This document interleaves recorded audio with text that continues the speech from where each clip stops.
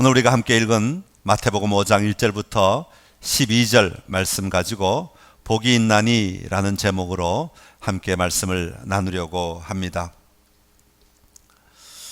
이번에 코로나19 이 바이러스로 인해서 온 나라가 온 세계가 굉장한 어려움을 당하고 있습니다. 그 어려움이 얼마나 큰가 하는 것은 오늘 우리가 이 예배를 함께 드리지 못하는 이 상황만 보아도 우리가 충분히 느끼고 있는 실정입니다. 31번째 환자가 신천지로부터 걸렸다는 소식과 함께 신천지가 온 나라에 굉장히 중요한 이슈가 되어버렸습니다. 그런데 계속 뉴스를 듣다 보면 도저히 상식적이지 않은 방식으로 이 신천지가 반응하는 것을 보게 됩니다.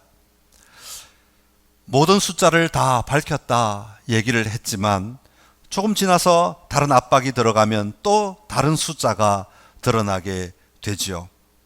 이런 현상들은 신천지 지도부만의 문제가 아니라 일반 신천지 성도들에게서도 나타나는 것을 보게 됩니다. 질병관리본부에서 연락을 하면 전화를 받지 않는 사람도 있고, 또 왜 나에게 전화를 했느냐고 소리치는 사람도 있고, 협력하지 않는 사람들도 참 많이 있었다고 합니다. 심지어는 전화기를 꺼버리고 연락 두절되는 경우도 굉장히 많았다고 하지요. 그래서 경찰이 동원되어서 그들을 찾아낼 수밖에 없는 이런 지경까지 이르게 된 것입니다. 어제는 아파트 한 채가 코호트 격리가 되기도 했습니다. 입주자 142명 가운데 94명이 신천지였다는 것입니다. 왜 이런 일들이 일어날까요? 왜 이런 반응들이 있을까요? 왜 이렇게 응답할 수밖에 없을까요? 거기에는 분명히 우리와는 다른 가치관, 세계관, 아마 성품들이 있지 않을까 그런 생각을 해보게 됩니다. 여러분, 교회 다니는 사람과 신천지인들 사이에서도 이런 다른 가치관, 다른 세계관, 다른 성품들을 느낄 수밖에 없다면 교회와 세상 속에서의 차이점도 분명히 있지 않겠습니까? 세상 사람들이 교회를 바라볼 때 저들은 우리와 다르다, 저들은 우리와 다른 가치관을 가지고 있다, 저들은 우리와 다른 성품을 가지고 있다, 이렇게 말하게 되지 않겠는가 하는 것입니다. 오늘 우리가 다루게 될 이 산상설교 가운데 팔복은 매우 중요한 내용입니다. 그리스도인이라면 누구나 한 번쯤은 다 들어봤을 설교이기도 합니다. 산상설교라는 말은 예수님께서 산 위에서 가르치셨다라는 의미를 담고 있습니다. 1절에 보면 예수께서 산에 올라가 앉으셨다 그렇게 말합니다. 이것은 단순히 예수님의 앉은 행위를 표현하는 것 정도로 끝나는 게 아니라 예수님께서 이제 공식적으로 가르침을 시작하셨다라는 의미가 담겨 있습니다.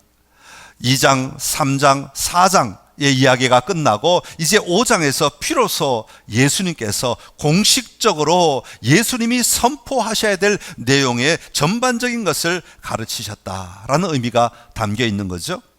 여기서 본문에 보면 예수님 앞에 앉은 사람들에게 가르치셨는데 그들이 누구였냐 하면 바로 제자들이었다 이렇게 설명합니다. 여기서 나오는 제자들은 우리가 알고 있는 12명의 제자만을 가리키는 것이 아니고 예수님 앞에 예수님의 말씀을 듣기 위해 찾아온 많은 사람들을 이야기하고 있습니다.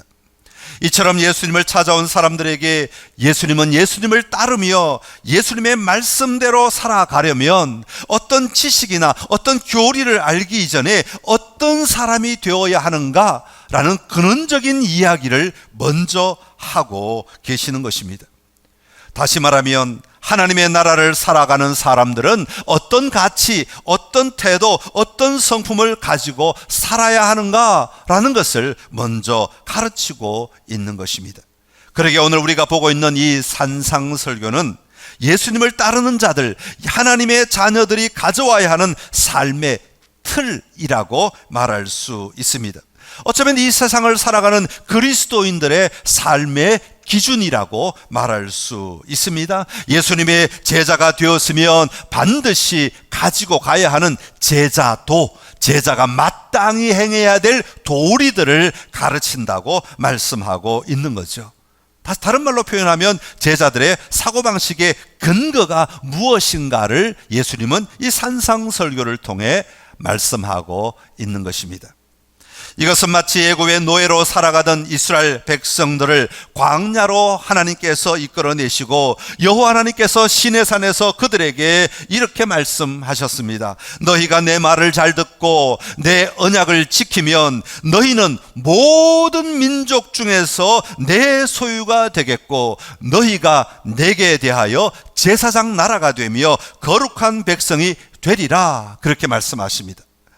애굽에 살아가고 있던 애굽의 가치관으로, 애굽의 삶의 성품들로, 애굽의 가치체계들에게 묶여 살아가던 그들을 광야로 끌어내신 다음에 단순히 광야로만 나온 것으로 끝나지 아니하고 하나님은 이제부터 너희의 신분이 바뀌었다, 너희는 이제 나의 거룩한 백성이다, 제사장 나라가 되어야 한다라고 말씀하시면서 이제는 이런 생각, 이런 태도, 이런 가치, 이런 성품으로 너희가 살아야 한다라고 가르쳐주고 계신 것이 바로 십계명인 것입니다. 그래서 하나님께서는 이스라엘 백성들에게 내가 너희를 나의 백성으로 삼겠다 말씀하시고 바로 그 뒤에 십계명을 소개하고 있는 겁니다. 그러니까 십계명은 단순히 1계명은 뭐고 2계명은 뭐고 3계명은 뭐고 하는 어떤 법칙들 하나하나를 우리가 외우고 지켜낸다는 것, 그것만이 중요한 것이 아니라 이 십계명을 통하여서, 이 법을 통하여서 하나님은 이런 것을 좋아하시는구나, 하나님은 이렇게 사고하시는구나, 하나님은 이런 방식으로 삶을 살기를 원하시는구나, 하나님은 이런 것들에 대하여 더 집중하시는구나 하는 것을 알아감으로 말미암아 우리 안에, 이스라엘 백성들 안에 하나님의 성품, 하나님의 마음, 하나님의 가치를 가지고 하나님을 닮아갈 수 있도록 만들어 가신 것입니다. 그 법을 통해 하나님의 가치체계를 알고 그것이 나의 가치체계가 되도록 만들어가기 위해서 이 계명을 지켜라, 그렇게 말씀하신 것입니다. 그럴 때에 그 백성들이 애굽의 노예로 살아갈 때의 삶의 가치로 살지 아니하고 하나님이 원하시는 가치의 체계를 가지고 삶을 살아갈 수 있게 된다는 것입니다. 오늘 예수님의 산상설교는 바로 그런 성격을 가지고 있습니다. 너희가 예수님을 믿고 하나님 나라의 백성이 되었느냐? 그러면 너희는 이런 것들에게 초점을 맞추고 이런 사고를 하고 이런 생각을 하고 이런 성품을 가지고 이런 가치를 가지고 살아가야 한다라는 것을 가르쳐 주기 위해 하신 설교가 바로 마태복음 5장, 6장, 7장에 나오고 있는 산상설교인 것입니다. 이것을 통하여 예수 믿는 사람들이 어떻게 살아야 하는가, 예수님이 어떤 성품을 가지셨고 그 성품을 나도 가져야 한다 하는 것을 배워가게 되는 것이죠. 사랑하는 성도 여러분, 우리는 그리스도인이라고 말하지만 여전히 우리 안에는 세상적인 가치관, 세상적인 기준들, 세상적인 욕망들, 세상적인 성품으로 가득 차 있는 것을 보게 됩니다. 그런 우리들에게 오늘 이 말씀을 통해 그리스도인이 된 우리들이 무엇을 추구하며 어떤 가치체계를 가지며 어떤 성품을 가져야 이 예수님을 따르는 자로 합당한 삶을 살아낼 수 있는가 하는 것을 우리가 잘 듣고 배워서 오늘 우리 안에 주님의 성품, 주님의 마음을 회복하는 은혜가 저와 여러분에게 있게 되기를 간절히 기원합니다. 먼저 오늘은 이 성품을 우리가 다 다루기 전에 우리의 정체성에 대하여 먼저 이야기를 하려고 합니다. 오늘 본문에서 가장 많이 나오는 단어가 있는데 그것은 무엇입니까? 복이 있나니라는 말입니다. 복이 있다라는 말이죠. 복이 있다, 복이 있다, 복이 있다. 오늘 본문 안에 3절부터 10절까지는 팔복이라고 말합니다. 8가지 복에 대하여 이야기했다. 그러니까 복이 있나니라는 말은 몇 번 나왔겠습니까? 8번 나왔죠. 팔복이니까 8번 반복되고 있습니다. 그 내용이 너무너무 중요한데요. 먼저 그것을 다시 한번 우리가 읽어보는 것이 중요하겠습니다. 3절부터 10절까지의 말씀 같이 읽겠습니다. 심령이 가난한 자는 복이 있나니 천국이 그들의 것이며, 애통하는 자는 복이 있나니 그들이 위로를 받을 것이며, 온유한 자는 복이 있나니 그들이 땅을 기업으로 받을 것이며, 의에 줄이고 목마른 자는 복이 있나니 그들이 배부를 것이며, 긍휼히 여기는 자는 복이 있나니 그들이 긍휼히 여김을 받을 것이며, 마음이 청결한 자는 복이 있나니 그들이 하나님을 볼 것이며, 화평하게 하는 자는 복이 있나니 그들이 하나님의 아들이라 일컬음을 받을 것이며, 의를 위하여 박해를 받은 자는 복이 있나니 천국이 그들의 것임이라. 아멘. 여러분, 오늘 본문에서 계속해서 반복하여 복이 있다, 복이 있다, 복되다, 행복하다, 그렇게 말하고 있습니다. 자, 그렇다면 복이 있다 라고 할 때 이 복의 의미가 무엇이겠습니까? 무엇을 가리켜서 복되다, 복이 있다 라고 이야기하고 있겠는가 하는 것입니다. 우리는 먼저 복이 있다라는 말의 의미를 먼저 발견해야 합니다. 정철 선생이라고 하시는 분이 쓴 세상 사람들이 뽑은 가장 소중한 단어 50이라는 책이 있습니다. 제가 한두 번 예화를 들어서 그 책에서 인용해서 사용한 적이 있는데요. 사람들에게 물어봤습니다. 당신의 삶의 가장 소중한 단어가 무엇입니까? 하고 물어봤더니 수백 명의 사람들이 응답을 해줬는데 그것을 순위로 매겼습니다. 1위가 뭐냐 하면 가족이라는 겁니다. 2위가 사랑, 3위가 나 자신, 4위가 엄마, 5위가 꿈, 그리고 6위가 뭐였냐 하면 바로 행복이라는 겁니다. 복이다 라고 말하는 것이죠. 이 행복이라고 하는 부분에 보니까 이 책을 쓴 정철 선생의 첫 아이를 낳을 때 이야기가 기록되어져 있습니다. 산모가 갑자기 진통이 와서 병원으로 허겁지겁 달려갑니다. 예정일보다 며칠 빠르지만 수술을 해야 될 상황이 된 것입니다. 수술이 진행되고 잠시 뒤 간호사가 유리창 너머에서 아기를 안고 이 정철 선생에게 보여주면서 이렇게 말합니다. 아들입니다. 이 정철 선생은 그 아이를 바라보면서 아들이구나, 저 아이가 내 아들이야, 뭔지 모를 뿌듯함이 밀려왔습니다. 내가 생명을 만들었다니, 그 생명이 지금 내 눈앞에서 꼼지락거리고 있다니, 손만 뻗으면 그 생명을 만질 수 있다니 얼마나 감격스러웠는지 모릅니다. 너무너무 행복했다, 그 말이죠. 그래서 돌아가서는 여기저기 전화를 해서 아들의 탄생 소식을 전하게 되었습니다. 너무나 행복하고 너무나 기뻤습니다. 그날 밤에 장모님의 만류로 집에 가서 잠을 자게 되었습니다. 다음날 아침 일찍 일어났는데 장모님으로부터 전화가 왔습니다. 자네 지금 병원으로 와야겠네. 목소리에 근심이 묻어 있습니다. 놀란 가슴으로 급하게 병원으로 달려갔습니다. 그랬더니 장모님이 이렇게 이야기하시는 겁니다. 자네 아들인 것 확인해 봤는가?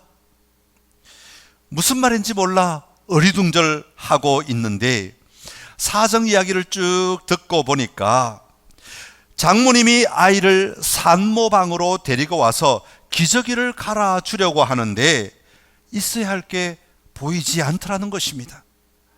온 병원에 소동이 벌어지게 된 겁니다. 난리가 난 겁니다. 분명히 아들이라고 그랬는데 딸인 것이 발견된 것입니다. 나중에 이야기를 듣고 보니까 사연인즉 어제 그 간호사가 말을 잘못한 것입니다. 아이를 보여주며 딸입니다 그래야 되는데 무슨 연유인지 이 간호사의 생각 속에 무슨 생각이 들어있었는지 그렇게 말하지 아니하고 아들입니다라고 이야기했던 것입니다. 얼마나 놀랐겠습니까? 지금 주변에는 간호사도 와 있고 병원에 의사도 와 있고 실무자들도 와 있고 온 가족들이 모여서 지금 이 정철 선생의 이 반응을 기다리고 있는 겁니다. 그랬더니 정철 선생이 그 아이를 장모님으로부터 받아 안으면서 물끄러미 쳐다보더니 이렇게 말하는 것입니다. 우리 딸 맞네요. 뭐 생긴 게 꼭 날 닮았네요. 아들이냐 딸이냐가 중요한 것이 아니라 자녀를 얻은 행복을 포기할 수 없었다. 그런 이야기가 적혀 있습니다. 그래요. 우리는 살아가면서 이런 것을 행복이라고 말합니다. 이런 것을 복이라고 말합니다. 우리는 삶에서 우리가 소망하는 일들이 일어나면 우리는 복받았다. 그렇게 말합니다. 야, 당신 참 복 있는 사람이야. 행복한 사람이야. 그렇게 이야기합니다. 돈이 없었는데 돈을 많이 벌거나, 건강이 약했는데 건강해지거나, 아니면 없었는데 무엇을 가지게 될 때 우리는 너무너무 행복하다고 표현을 합니다. 그렇습니다. 우리가 살아가는 삶의 자리에서는 그런 것들이 다 복이라고 말하고 그것을 기뻐하며 살아갑니다. 그렇다면 성경에서도 이런 것을 복이라고 말할까요? 이런 것을 복이 아니다 그렇게 말하지는 않습니다. 그러나 성경은 오늘 복 있다라고 말할 때 이 복 있다라는 말을 세상 속에서 말하는 이것으로 이야기하지 아니하고 좀 더 근원적인 것으로 우리에게 이야기하고 있습니다. 단순히 내가 오늘 원하는 것들이 이루어진 것들을 복이라고 하지 아니하고 더 근원적인 것에서부터 복의 근원을 찾고 있다고 하는 것입니다. 성경이 말하는 복은 내가 무엇을 얻었느냐가 아니라 하나님과 연결되어 있느냐, 여기에서 복의 근원을 찾고 있습니다. 다시 말하면 하나님의 통치와 내가 연결되어 있느냐 하는 것입니다. 하나님의 통치 영역 안에 들어가 있는가, 하나님의 다스림 안에 있는가. 만약 그렇다면 그게 바로 복이다. 하나님의 인도하심을 받고 있느냐, 그게 바로 복이다. 하나님의 나라 속에 들어갔느냐, 그게 바로 복이다. 하나님의 통치를 받고 있느냐, 그게 바로 복이다. 그렇게 말씀하고 있습니다. 오늘 본문에 보면 8번이나 복이 있나니를 반복하면서 이것이 지향하는 것, 이것이 가르치고 있는 것은 하나로 집중되고 있는 것을 볼 수가 있습니다. 그게 뭐냐면 바로 천국이라는 단어입니다. 복이 있다. 왜냐하면 천국이 그들의 것이기 때문이다. 복이 있다. 왜냐하면 천국이 너희의 것이기 때문이다 라고 하는 것이죠. 오늘 팔복은 3절부터 10절까지 나오고 있는데 그 시작하는 3절과 그 끝이 되는 10절, 다시 말하면 시작과 끝을 감싸 안고 있는 구절들이 바로 이것을 우리에게 말해주고 있습니다. 3절의 말씀을 같이 읽어보겠습니다. 심령이 가난한 자는 복이 있나니 천국이 그들의 것이며, 그리고 복의 마지막을 이야기하는 10절입니다. 시작. 의를 위하여 박해를 받는 자는 복이 있나니 천국이 그들의 것임이라. 아멘. 여러분, 팔복의 이야기를 하면서 시작과 끝에 동일하게 천국이 그들의 것이며 라고 이야기하고 있습니다. 이것은 너희가 복이 있는데 그 이유는 바로 천국이 너희의 것이기 때문이다 라고 말하는 것입니다. 하나님의 나라가 너희의 것이기 때문이다. 우리가 행복한데, 우리가 행복한 이유는 천국이 우리의 소유가 되었기 때문이다. 바꾸어 말하면 내가 천국 안에 들어가 있기 때문이다. 다시 말하면 내가 하나님 나라의 백성이 되었기 때문이다. 이것이 내가 복이 있는 이유다라고 말하는 것입니다. 여러분, 천국은 어떤 곳입니까? 천국은 하나님의 나라입니다. 하나님의 나라는 죽고 난 다음에만 가는 것이 하나님의 나라가 아니라 오늘 여기서부터 살아가는 하나님의 백성들의 삶의 자리가 바로 하나님의 나라입니다. 우리가 거하는 발을 딛고 있는 자리, 이것이 바로 하나님의 나라인 것이죠. 하나님의 나라 백성으로서 하나님의 통치가 있는 이 삶의 자리를 살아가는 사람들이 바로 하나님의 나라의 백성이고, 그런 사람들이 복이 있는 사람, 다시 말하면 복을 가진 사람이라고 말하고 있는 것입니다. 사랑하는 선창가족 여러분, 여러분은 복받은 자들이십니까? 그렇습니다. 여러분은 하나님 나라에 속한 자들입니다. 그러기에 우리의 삶의 가장 중요한 복을 이미 가지고 누리며 살아가고 있는 자들입니다. 여러분의 삶의 자리에서 이 복을 보고 누리는 은혜가 저와 여러분에게 충만하기를 간절히 기원합니다. 신명기 33장 29절에 보면 모세가 죽기 전에 각 지파를 향하여 축복하는 기도를 다 해줍니다. 그리고 난 다음에 맨 마지막에 이스라엘 전체를 향하여 모세의 마음을 이렇게 소개합니다. 신명기 33장 29절의 말씀을 다 같이 읽어보겠습니다. 이스라엘이여 너는 행복한 사람이로다. 여호와의 구원을 너같이 얻은 백성이 누구냐? 그는 너를 돕는 방패시오 내 영광의 칼이시오 내 대적이 내게 복종하리니 내가 그들의 높은 곳을 밟으리로다. 아멘. 이스라엘아, 너희는 복 있는 사람이야. 너희는 행복한 사람이야. 왜냐하면 여호와의 구원을 얻은 백성이기 때문이다. 그렇게 말합니다. 다시 말하면 너희가 하나님의 구원 속에 들어가 있기 때문에 너희가 복 있는 자다라고 말하는 거죠. 사도 바울도 이렇게 고백합니다. 로마서 4장 6절에서 8절까지의 말씀인데 같이 읽어보겠습니다. 일한 것이 없이 하나님께 의로 여기심을 받는 사람의 복에 대하여 다윗이 말한 바 불법이 사함을 받고 죄가 가려짐을 받는 사람들은 복이 있고 주께서 그 죄를 인정하지 아니하실 사람은 복이 있도다 함과 같으니라. 아멘. 우리의 노력이 아니라 하나님의 의로 말미암아 구원을 받은 자, 죄가 용서함을 받은 자, 주께서 그 죄로 다스리지 아니하는 자들, 그런 사람들은 복이 있다라고 말하고 있는 겁니다. 다시 말하면 주의 은혜로 하나님의 자녀가 된 우리는 복이 있는 자다라고 사도 바울은 선포하고 있습니다. 예수님께서 이 땅에 오신 것은 바로 이 복을 우리에게 주시기 위함입니다. 예수님께서 골고다 언덕을 올라가신 것은 바로 이 복을 우리에게 주시기 위함입니다. 예수님이 자신이 제물이 되어 주셔서 어린 양이 되어 주셔서 죄를 대속하는 희생 제물이 되어 주신 것은 바로 이 복을 우리에게 주시기 위함인 것입니다. 예수님께서 언약을 새롭게 하여 주신 것은 바로 이 복을 우리로 하여금 누리도록 하시기 위함인 것입니다. 그로 인해 예수님을 믿는 우리들은 하나님의 자녀가 되어서 하나님의 인도하심을 받게 되는 것이고, 그 하나님의 인도하심 속에 살아가는 것 자체가 바로 우리는 복의 자리에 머물러 있는 것이죠. 성경은 이것이 우리가 누려야 할 가장 큰 복, 행복의 출발점이라고 우리에게 말씀하고 있습니다. 사랑하는 성도 여러분, 분주한 우리의 마음을 내려놓고 오늘 우리에게 임한 이 복을 보고 누릴 수 있는 삶이 되어야 하겠습니다. 창조주 하나님과 연결되어 있는 것, 오늘도 이 땅을 다스리시는 하나님을 누리며 살아가는 것, 이것이 오늘 우리가 얻은 복입니다.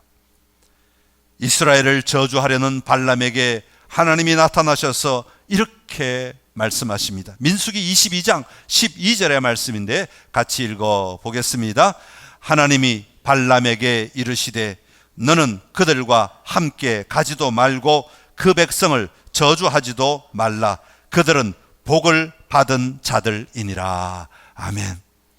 얼마나 놀라운 소식입니까? 그들은 복 받은 자들이다. 그러니 네가 가서 저주하지 말아라. 그들을 괴롭게 하지 말아라. 그들을 어렵게 하지 말아라. 그들은 복 받은 자들이다. 내 안에 있는 자들이다. 나의 사람들이다. 나의 백성이다. 나의 민족이다. 그렇게 말씀하고 있는 거죠. 오늘 이 예배에 함께 하시는 여러분이 바로 복을 받은 분들입니다.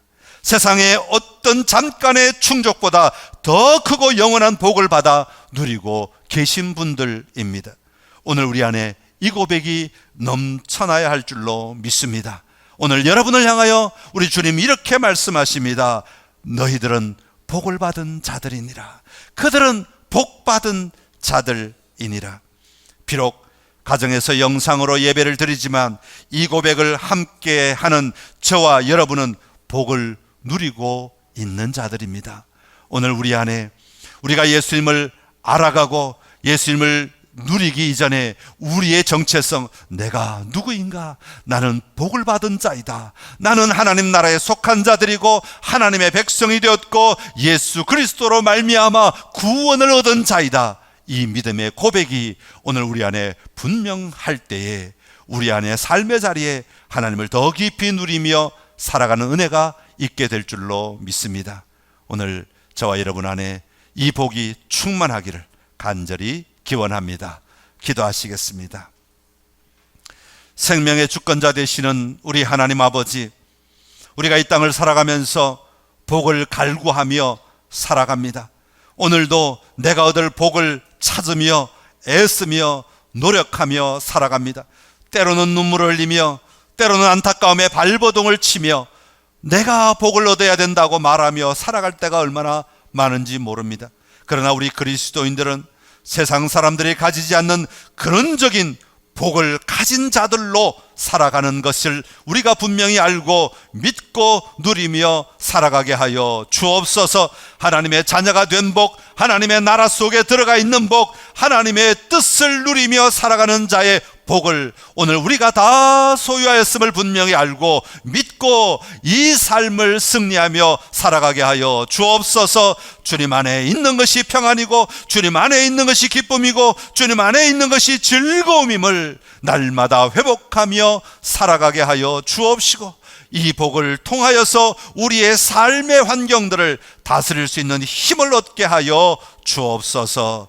예수님의 이름으로 기도드리옵나이다. 아멘.